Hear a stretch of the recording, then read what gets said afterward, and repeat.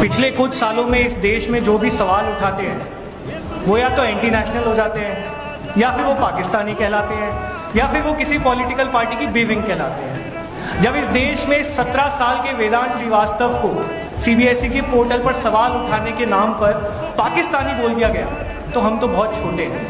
हमें उम्मीद इस देश की सरकार से या उस रूलिंग पार्टी से नहीं है, उनका पूरा इकोसिस्टम लगा हुआ है। हमें पाकिस्तानी बोलने में, हमें एंटी नेशनल बोलने में, हमारी उम्मीद इस देश के युवाओं से है, उन 2 करोड़ 20 लाख लोगों से है जिन्होंने बड़ी उम्मीद के साथ कॉकरोच जनता पार्टी का इंस्टाग्राम पेज आज भी फॉलो कर रखा है। उन 8 लाख लोगों से है जिन्होंने एक स्वर में धर्मेंद्र प्रधान जी का इस्तीफा मांगा। ये देश इंपॉर्टेंट है। ये लड़ाई किसी एक इंडिविजुअल की लड़ाई नहीं है, ये अभिजीत दीपके की लड़ाई नहीं है, हम तीनों की लड़ाई नहीं है।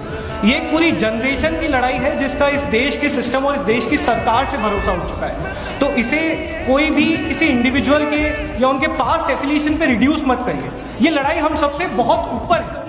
ये लड़ाई हर उस युवा की लड़ाई है जो लगातार उम्मीद खोता जा रहा है। इस देश में एजुकेशन सिस्टम का हाल किसी से छुपा नहीं है, चाहे वो गवर्नमेंट स्कूल्स हो जिनकी हालत आप सबको पता है, प्राइवेट स्कूल्स जो मनमानी फीस चार्ज करते हैं, कॉलेजेस का हाल आप सबको पता ही है, जॉब्स हमारे पास है नहीं, स्किल डेवलपमेंट के नाम पर हम कुछ कराते नहीं हैं।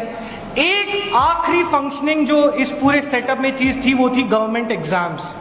लेकिन पिछले 1 महीने में इस देश के युवा को यह भी समझ में आ चुका है कि गवर्नमेंट एग्जाम्स का भी पूरा सिस्टम कोलैप्स हो चुका है। तो कॉकरोच जनता पार्टी किसी इंडिविजुअल या किसी ऑर्गेनाइजेशन से बढ़कर उस युवा की पार्टी है जो अभी भी उम्मीद में है कि शायद कोई आकर हमारे लिए लड़ेगा।